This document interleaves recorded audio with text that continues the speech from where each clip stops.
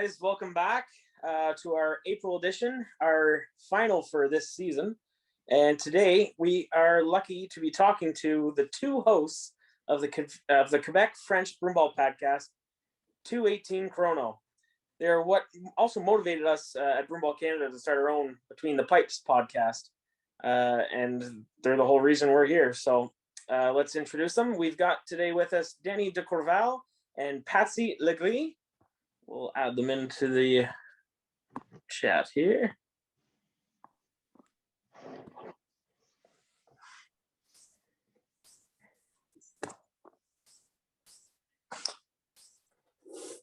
Alrighty, guys, welcome. Hey, how are you Thank you, guys.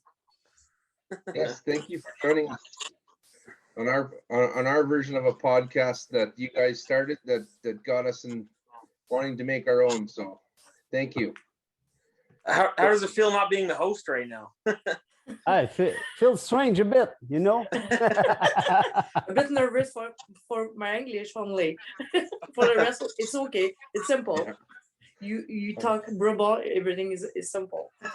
There you go. So you guys know how this works, right? We'll ask questions and then you guys give us some answers and we'll throw our own answers in. If we don't like yours, that's fine. Perfect. All right, so we'll start off ladies first. So Patsy, how did you start playing Broomball?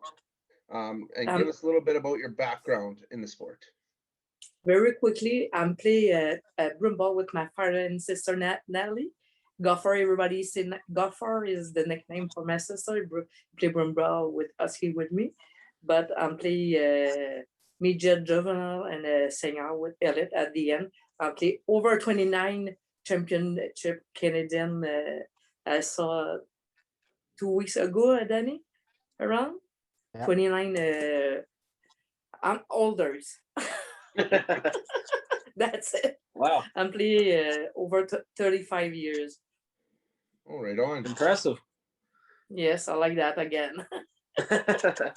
And she won many national, you know. That's incredible. How many, Patsy, that you... 29.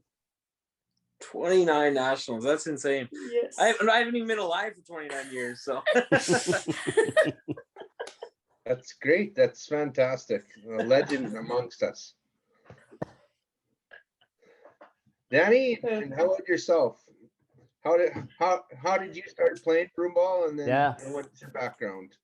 You know, I was really lucky. When I was young, there was a school program for Broomball at the high school. And we had a league there with 5-6 teams. And it was not included with the school program, but after school, we had 2 or 3 practice time per week. So it was all around the Quebec. Many kids were able to start playing. That's why we had developed some good Broomball team for men's and women. And that's where I started. I played the first juvenile, the first national championship in juvenile in '92 in St. Hubert. And then I followed in senior with the first one that I be part of is the one that the Pogos, my former team, organized in '96. We finished 11th out of 12, I think. But at this tournament, I had the opportunity to play against Ambram Plumbing. They're a real great team. Yeah. Yeah, my dad's friend used to play for them. That's how I got into it. I play against Skippy, and all of them, they beat us 4-2. And you know what? I remember it was 3-0 for them. We scored 2 goals, and they called timeout. It was an upset for us. It was, oh my God, they called timeout against us. Yeah, that's a respectable score, so that's pretty cool. Yeah. So, and then I followed with, I finished last year. I wasn't supposed to play in the the elite division, but too many players was missing. So we had the opportunity to play the provincial before the COVID stopped everything.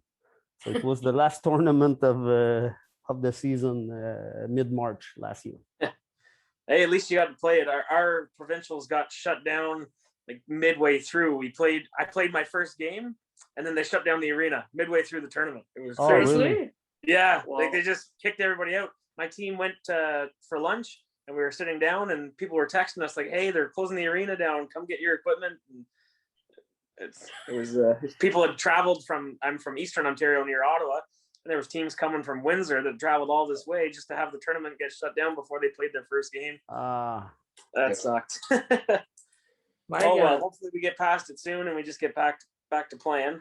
But anyways, back to the podcast. Who had the idea for your podcast, and were you guys picked to be the host, or did you guys come up with the idea and pick yourself as host? How did it happen? You want us to be honest? We we are so passionate by the sports, and we are old player, Patsy and me.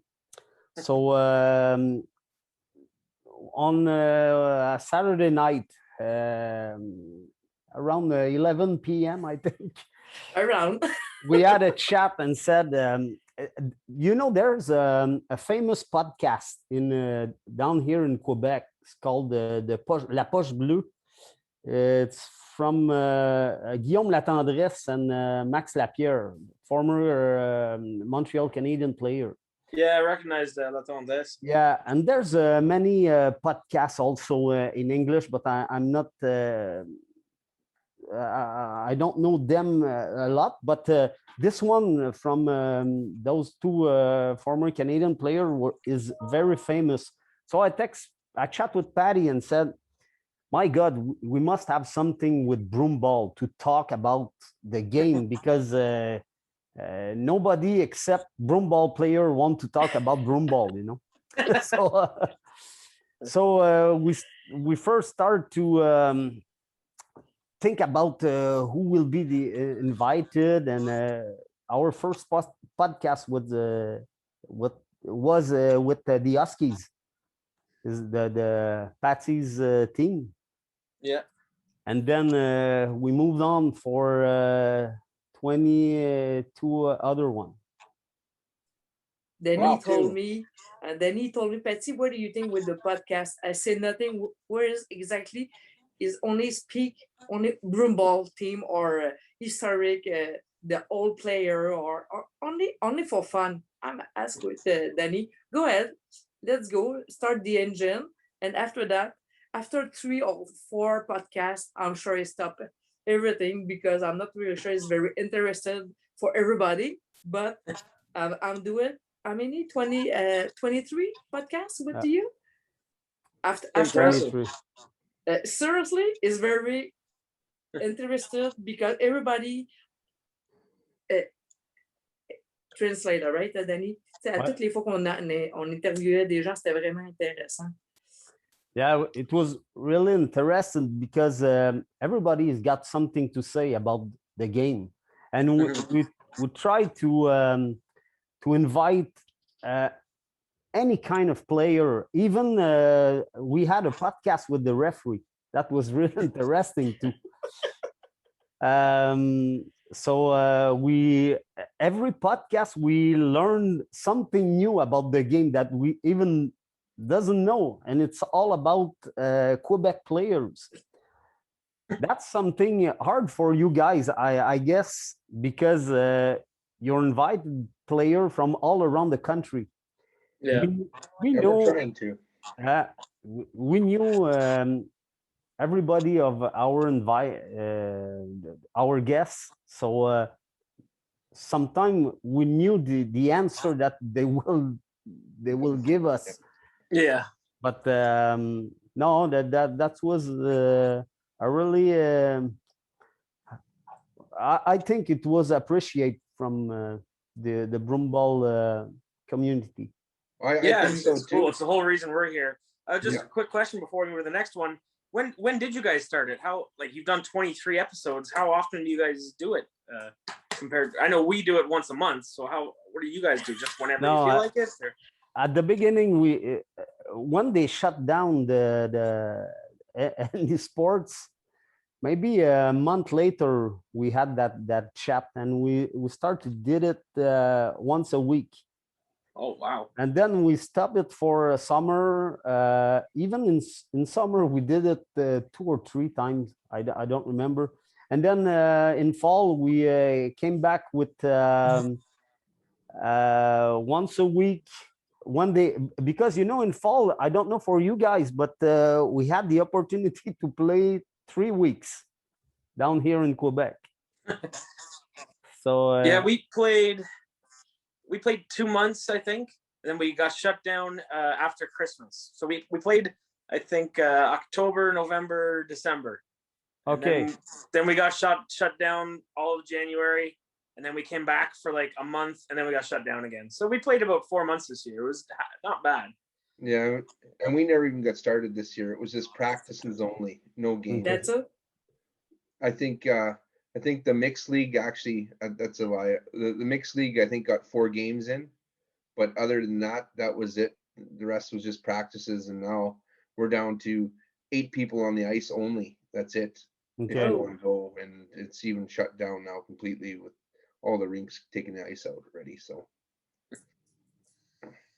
but yeah, Okay. so I guess with having 22 or 23 podcasts, if I Yes. could ask this question, if you guys could tone it down to one, what was your favorite one that you guys did out of the 22?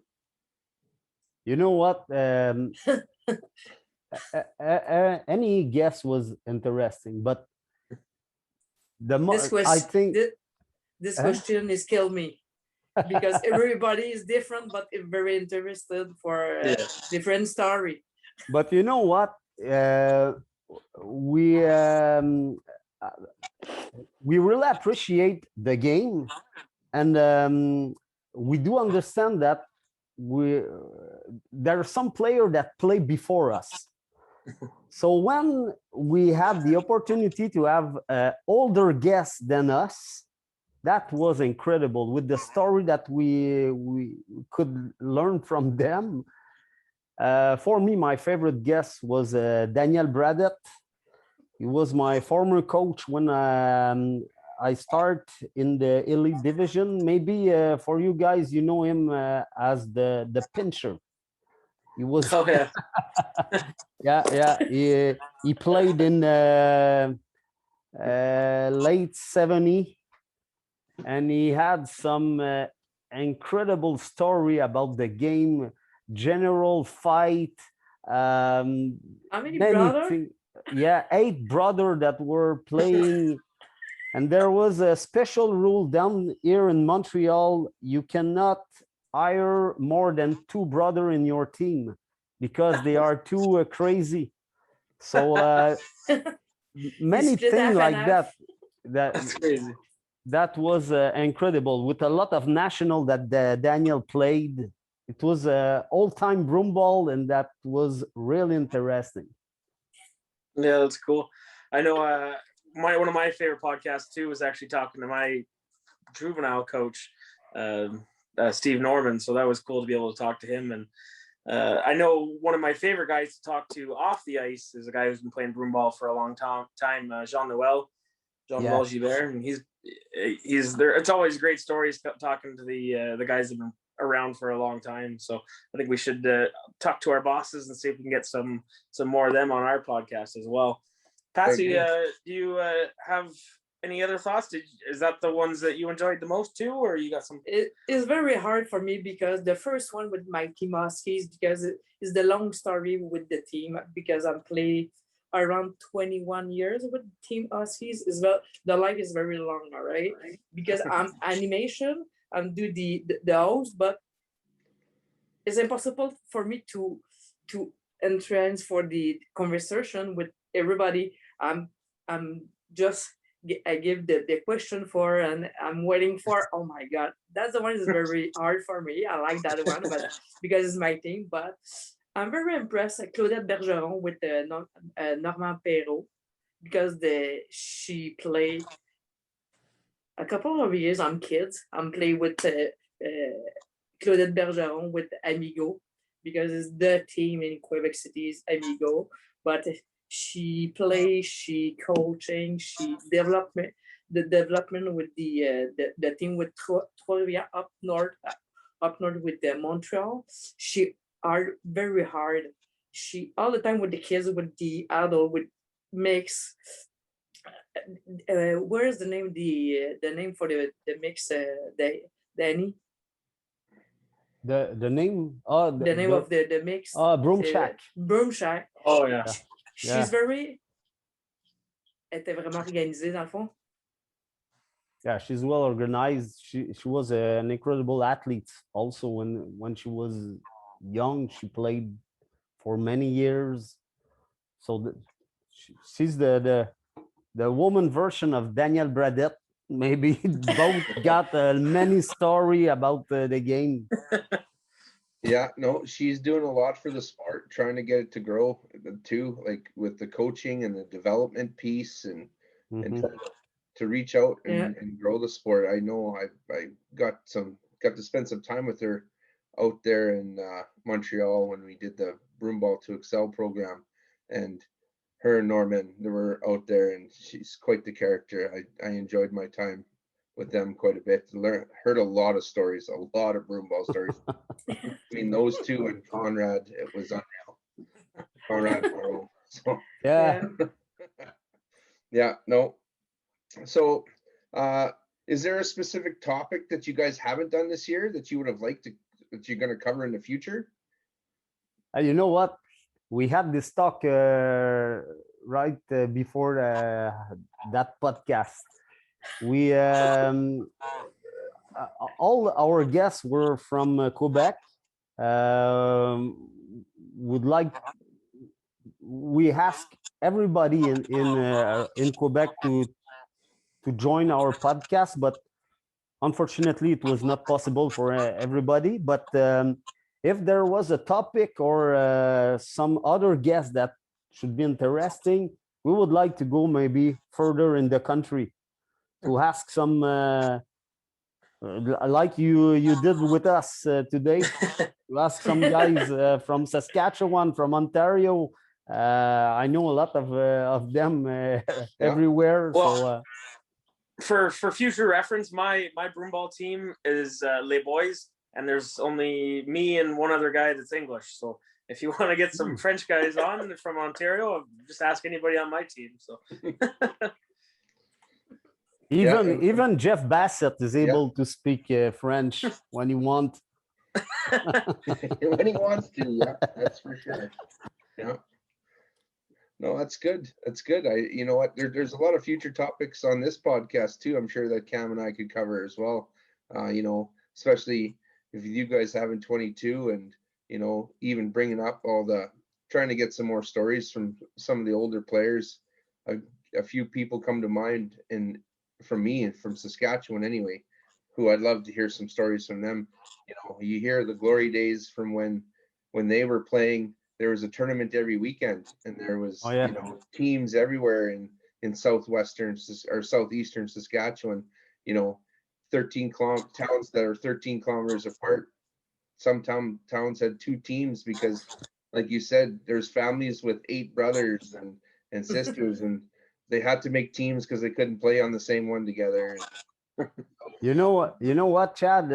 Once we received Martin Bourdelet from l'Assomption elite team, and he told us that when he was younger, when he started as an adult playing with the elite, there was 100,000 players in Quebec playing Broomball. Yes. That's incredible. How many do you think there are now in Quebec? Do you guys have a number? I don't honestly. I really don't know, but I don't know. Not 100,000. No, Yes. probably not. The main problem is kids are not able enough to try this game. Yeah, that's the thing is getting them in young and keeping them going through it, which is, I mean, that's how I got into it. I started when I was a kid and I just enjoyed it and just kept going. Luckily, we've got a really good kids program out here, youth program in Finch, and it's been going on for years, but it's there's not enough youth programs across the country, so to get those going would really help. And actually, I'll take this opportunity to give a shout out to Don McDuff, who started a brand new youth league actually in our area just a couple of years ago. So the more people that can start youth leagues throughout Canada, the better. So yeah. On to the next question here. What did you guys find to be the most difficult part of being a host? I mean, for me, I enjoy talking, so I don't have too much of an issue with this part. It's mainly remembering when the podcast is and being prepared for it. Preparation is, we're lucky that we have a boss who actually gives us the questions and finds all our guests. But if I didn't have that, I'd probably be calling in sick all the time. So what do you guys find difficult about it? You know, the most difficult thing was the first podcast. Only the first one. The rest is very easy for beginning. The story is very technical, huh, Danny? Yeah, the first one was the Huskies.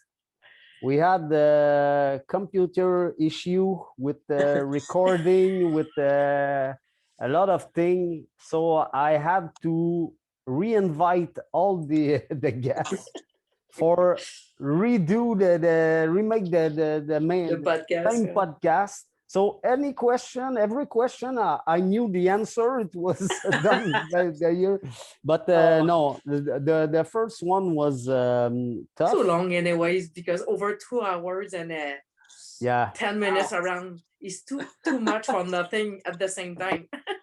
Do you guys do yours on Zoom as well, or? Yeah, but it was not. It was record, so we had to cut and paste. But also, I saw that I was not a good technician for that, so we simplified the the podcast for the second till the last one. There you go. So Yeah. wait, well, you guys are currently still doing your podcast, right? So I guess, and then when are the segments ending? Like, are you guys have a cutoff date where you're going to take a break, and then are you going to come back into it in the fall? Like, you're going to shut down for the summer? Well, probably, but you know, we are still in touch with the Quebec Broomball Federation. So if there's some subjects, some guests that they would like to be on the podcast, we are willing to do it. If not, we can have a break and maybe get back in fall. But to be honest, I would prefer to. It's a surprise Yeah. for next year's. I would prefer to talk broomball right beside the rink than do it in Zoom. Yeah, it would be nice to do a live. Is that the same feeling at the side-by-side same podcast. time? Yeah, Sorry? that'd be awesome. Is Right that there the in the same rink in feeling the at the same atmosphere. time, only by Zoom, differently with directly face to face is more fun at the same Yeah, time? For It's sure. I mean, different. before we started doing this podcast, I'm a big listener of podcasts, and it always seems more interesting when it's face to face. You can get better audio too because you can actually use proper microphone and it's instant. Yeah. There's no video lag and stuff like that. So it would be cool to be able to do these in person. I mean, it wouldn't be great for me and Chad because we're not living side by side, but it would be cool to do a handful, maybe one or two on our own where we talk to somebody, do an interview at a tournament or something like that. That'd be pretty neat, but we'll see what happens next year, I guess. So what do you guys, I know you guys are a podcast hosts, but as far as your playing careers, what is your best broomball memory? And Patsy, let's start with you. Ladies first again. For me, it's an overtime 2 times or 2 years differently with a different sister because I'm playing with 3 sisters, Bourdelais, Couture, and Legris. Amélie, Geneviève, comment elle s'appelle? Hardy, and Lynn Couture. She played an overtime. He do the shooting score. 2 years after that, Amélie Couture, the same play with between Ontario, between Huskies at the same with top net, the same story. It's very, I have the video, but it's very beautiful because I'm with. But everybody is happy after that. But for overtime is very beautiful. No sound on the ring. It's a magical. It's a perfect time for me. That's Very it. cool. I think so. Is my favorite memory with Huskies thing. Oh, winning always feels great. It's You play, you don't play, no problem with that. You win is important. yeah, exactly. Right. Danny, how about you? What's your favorite playing memory? You know what? Broomball was, and it's still probably, it's my favorite sports. And it was more than a sports. It was my whole life playing way of life. Broomball. And of course, when we won the national, I won the 4 national. That was great memories. But if I have 2 experience that was amazing, maybe the second one, I had the opportunity at 40 years old to play with the Ravens. That's why my jersey here in Japan, and they invite players from all the country. So I play with guys from Manitoba, with Ryan Bender, with Jeff Bassett, with guys from Ontario too. With the whole country was there on the same team, and we won the world that year. That was incredible. But Awesome. the best experience of my life was when I was younger, from 98 to 2001. I had the opportunity to play and to be paid in Italy. Holy. Yeah, Yes. 3 months per year.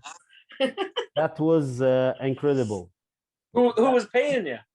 Yeah. It was a crazy owner. He was more than rich, and his dream was to bring Broomball to the Olympics games. And I don't know if you remember, in '98 there was a world championship in Bolzano, Italy. And I was 4 years old. I don't remember that. Oh, yeah. Forget.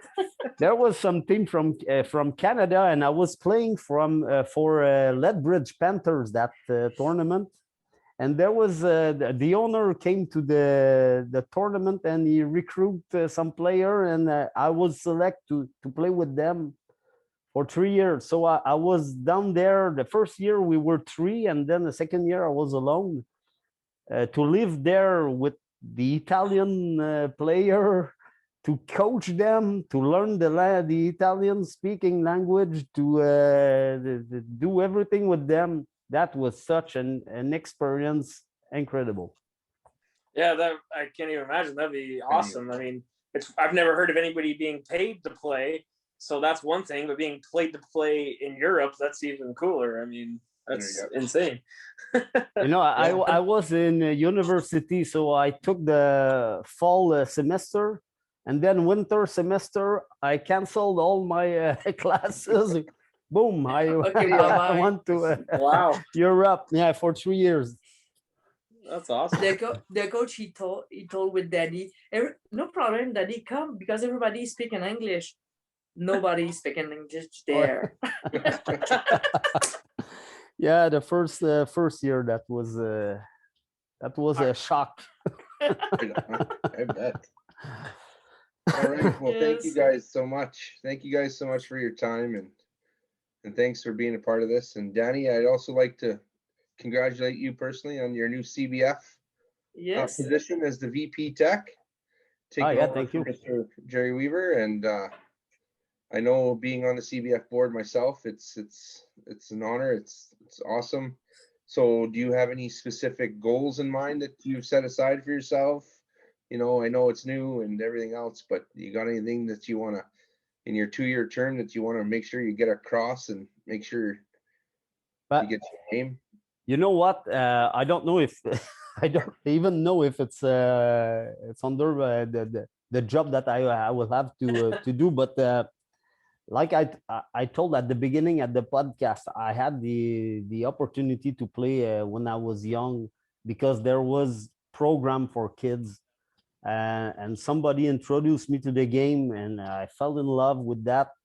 So I think if we want to develop the game, we must have more school program or all around the country, because like you said, Cam, you have it in Finch, I guess, but even in Quebec we have a few, but not enough. And I think one of the key things is having as many youth programs and making sure we're able to get I don't know if it's money through grants through Canada or something to keep the cost significantly lower than hockey, because you got to get those kids the kids' parents making that choice to play broomball over hockey, and a lot of the time that just comes down to cost. I know my parents put me in broomball because my dad played, but also because it was significantly cheaper than hockey. yes, of course. Yeah, and I know, talking from experience out here in Saskatchewan, like I'm the president of the Saskatchewan Broomball Association as well. So, I mean, we're trying to develop the sport here, and our youth program's starting to come up a little bit, but we really need to get out to the rural community.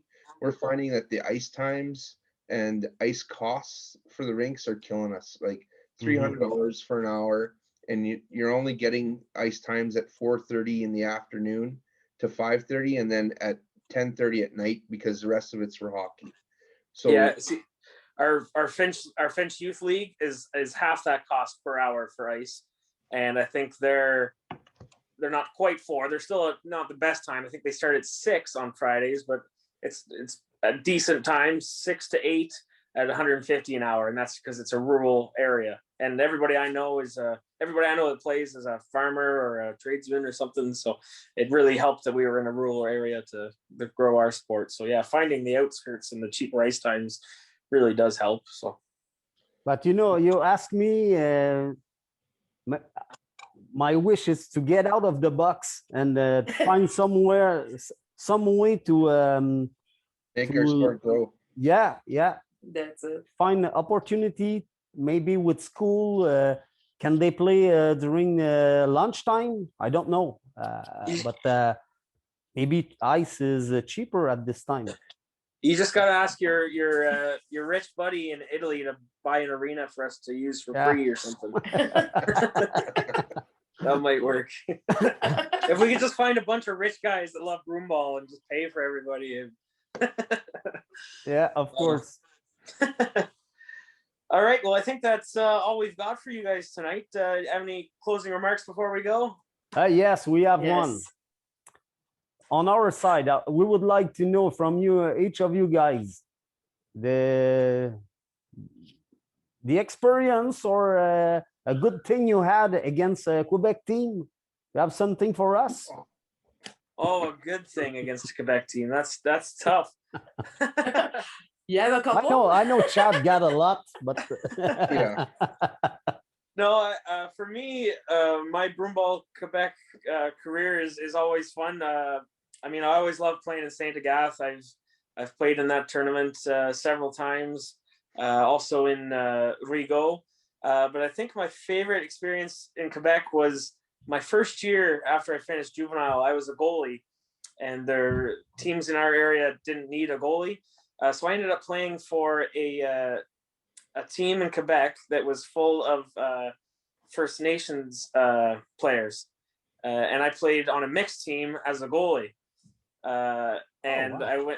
I went to where was it? It was just east of Montreal, Repentigny, I think.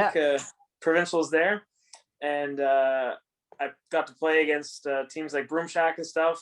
And my team was not the best. I got so many shots, but after every game, all the players that I always played against were like, "Wow, you played amazing! Like you kept the team in there," and it felt really cool to get such praise from all the really good teams there. So that's probably my favorite memory. Good. Yeah, and I've played against Quebec many times in my broomball career at nationals, and it's always a great day when you can beat a Quebec team, because it doesn't happen very often, and I attribute to the hard work and success that you guys have had over the years, because it's amazing, right? I've ended up beating, I think with Silver Screen we beat Quebec in Calgary, and then we ended up beating Ontario Embrum in the final in 2001. I was part of that team in Calgary, and it was that was probably right up there with one of the best moments of my career, is winning that first national title and bringing the trophy back west for the first time in 25 years. So being a part of that, it was pretty fantastic. Oh yeah. Wow. A good one. All right. Well, thanks for taking over and asking us a question. But I think that's it for us. So thanks for joining us, and we'll be sure to watch your podcast, and people can find it on YouTube as well. Is that correct? Yeah. Yes. Yep. All right. Be sure to go watch. Thank you Danny, very much. Thank you for your And invitation, Danny will guys. be talking to you sooner than later, I'm sure, with the CBF. So Yes, For sir. sure. Of course. Hey, congrats Right. for your Thanks, job, guys. guys. all right, All right, thank you. thanks. All right. See you Thank next you. time. See ya.